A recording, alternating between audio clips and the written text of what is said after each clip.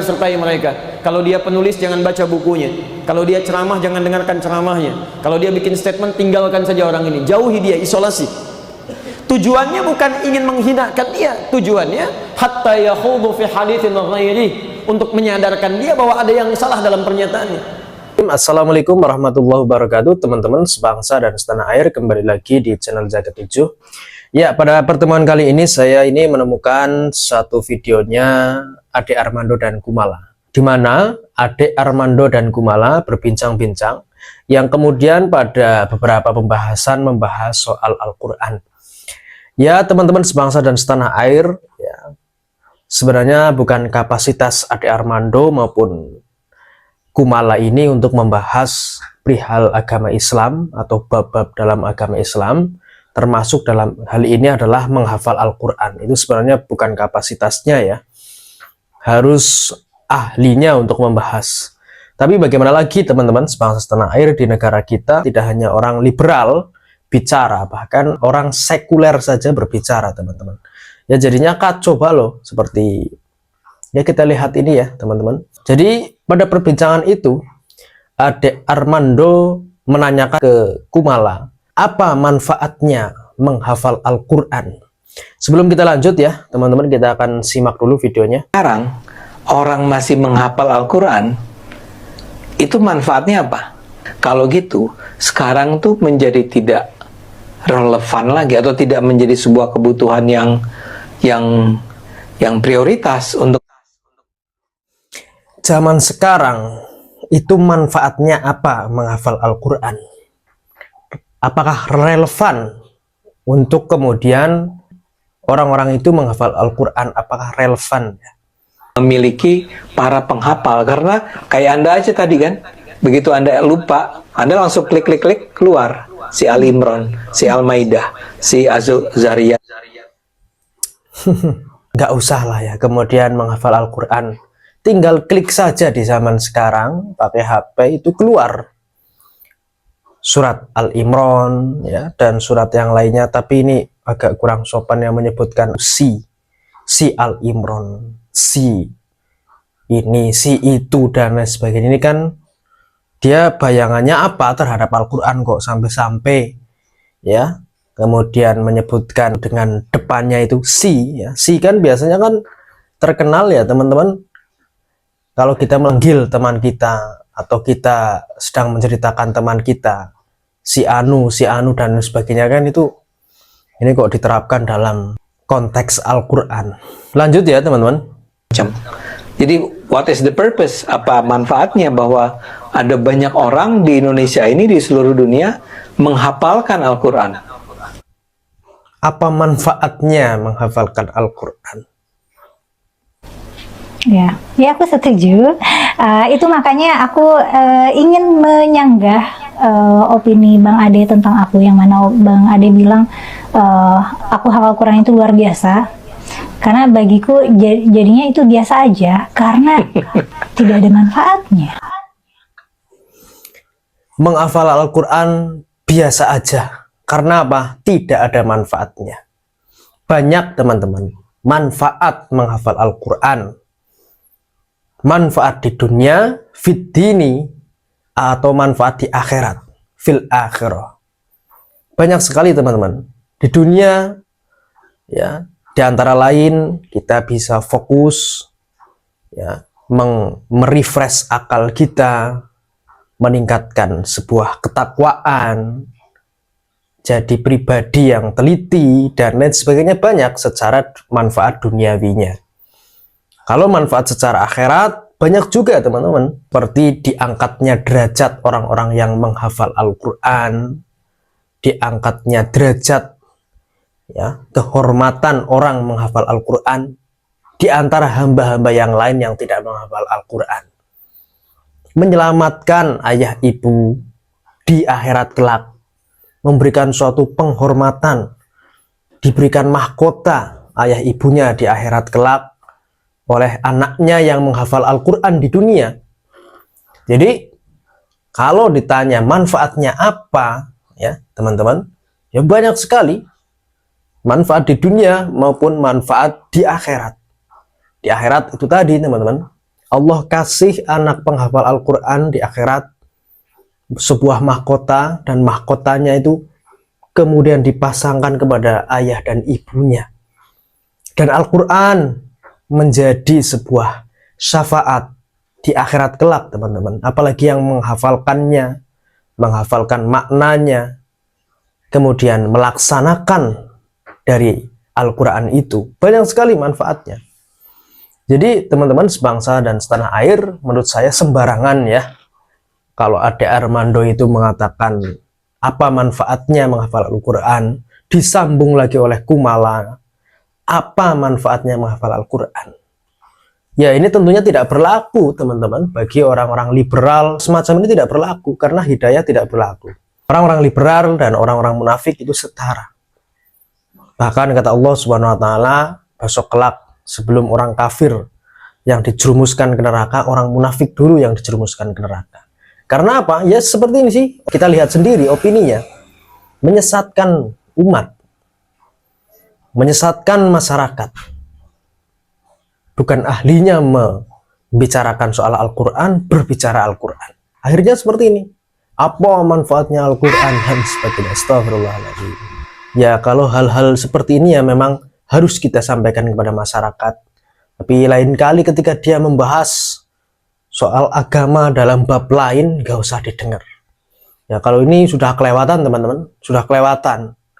Karena banyak sekali loh, berjuta-juta para penghafal Al-Quran yang sukses, yang menyelamatkan keluarganya, menyelamatkan tetangganya, dan lain sebagainya.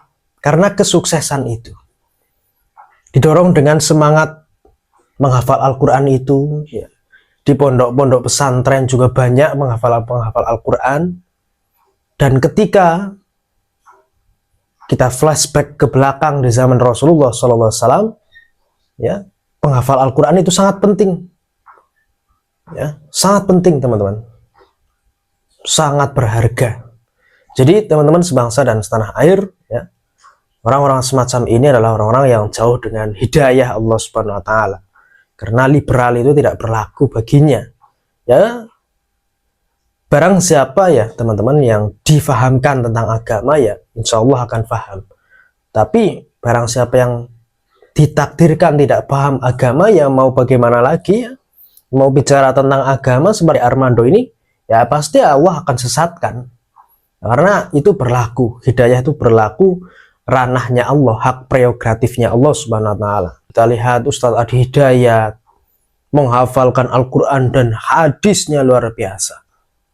Yaitu karena berkat menghafalkan Al-Quran, kemudian Allah kasih rahmat, Allah kasih perlindungan, Allah berikan sebuah kemudahan dalam memahami agama, sehingga yang terjadi adalah manfaat yang positif, bukan yang negatif.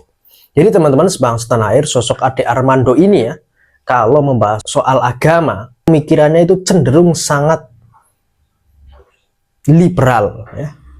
Cenderung sangat liberal yang kemudian membuat bingung masyarakat. Ya ini kalau diterima oleh orang awam ya langsung apa sih? Oh iya, manfaatnya apa ini? Tapi kalau diterima oleh orang yang waspada, orang yang bertakwa, insya Allah tidak tersesat. Jadi teman-teman sebangsa dan setanah air, ya, bahkan tokoh-tokoh bangsa yang dekat dengan Al-Quran itu banyak. Tidak hanya tokoh bangsa, tokoh internasional. Ya, lantas kalau ditanya manfaatnya apa menghafal Al-Quran, banyak manfaatnya. Seperti yang saya sebutkan awal tadi, di dunia, di akhirat, ya, diangkat derajatnya, ya, kemudian diberikan kesempatan oleh Allah Subhanahu wa taala memakaikan mahkota kepada orang tuanya, menyelamatkan keluarganya, ya, bahkan Al-Quran juga menjadi syafaat yang luar biasa di akhir kelak bagi yang menghafalkan, bagi yang membacanya, teman-teman. Jadi subhanallah, manfaat yang begitu luar biasa dari Al-Quranul Karim yang kita teladani, yang kemudian kita jaga, ya syukur-syukur menghafalkan. Kalau tidak bisa jangan kemudian menanyakan apa manfaatnya, manfaat menghafal Al-Quran. Nah ini kan perlu dipertanyakan isi kepalanya. Ade Armando dan Kumala ini memang perbincangan yang tidak sepantasnya kemudian dikeluarkan ke publik, ya, tidak sepantasnya kemudian dikonsumsi publik, karena ya banyak sekali teman-teman kita yang sudah menghafal Al-Quran di pondok-pondok pesantren yang kemudian memberikan dampak positif kepada masyarakat sekitar, bahkan kepada bangsa dan negara karena menghafal Al-Quran. Ya, ini kalamullah yang dihafalkan, kalamnya Allah Subhanahu wa taala, menjaga firmannya Allah Subhanahu wa taala dari penyesatan-penyesatan ya orang-orang semacam ini. Kita lihatlah satu contoh ya, Ustadz Adi Hidayat begitu cerdasnya dengan berkah barokah ya, menghafalkan Al-Quranul Karim 30 juz, bahkan jarang sekali beliau itu mengucapkan ayat-ayat dalam Al-Quran yang keliru, itu jarang. Pasti pakai nomor juga, pakai halaman juga, itu luar biasa, Masya Allah. Karena penghafal Al-Quran itu secara dunia diberikan suatu daya ingat yang luar biasa, karena otaknya itu terlatih melantunkan Al-Quran. Kalau Anda mendengar orang-orang mempersoalkan ayat-ayat Allah, mengolok-ngolok, fala taq'udu ma'ahum, bagaimana menyikapinya ya Allah? Jangan sertai mereka. Qa'ada itu bisa berarti duduk bersama mereka, atau mendengarkan statementnya, membaca pernyataannya, melihat keadaannya. Kata Quran, jangan sertai mereka. Kalau dia penulis, jangan baca bukunya. Kalau dia ceramah, jangan dengarkan ceramahnya. Kalau dia bikin statement, tinggalkan saja orang ini, jauhi dia, isolasi. Tujuannya bukan ingin menghinakan dia, tujuannya hatta yakhudu fi haditsin ghairi, untuk menyadarkan dia bahwa ada yang salah dalam pernyataannya. Jadi kalau ada seseorang menyatakan kalimat tiba-tiba tidak sesuai dengan ketentuan agama, kemudian kita tinggalkan dia, itu memberikan efek kepada dia bahwa ada yang salah dalam pernyataannya, supaya dia bisa kembali lagi. Hatta yakhudhu fi haditsin ghairi. Tapi hati-hati, innakum idzan mithluhum. Kalau antum terus sertai, terus dengarkan, terus baca, minimal kalau tidak pusing kata Quran, ujung-ujungnya bisa seperti mereka. Dan kalau Anda kerjakan itu, Anda misalnya kerjakan itu, maka ancamannya bisa lebih dulu masuk ke dalam neraka dibandingkan orang kafir. Mengisolasikan orang-orang seperti ini, ya, jauhi saja, nggak usah didengar, ya. It's okay kalau ada Hermanto membahas soal politik atau dan lain sebagainya, sah-sah saja, silahkan. Tapi ketika sudah membahas ranahnya agama, diisolasi saja, nggak usah didengerin, teman-teman, nggak usah didengerin, karena bahaya sih seperti ini, ya kan. Orang-orang liberal sudah bicara tentang agama, sudah rusak semuanya.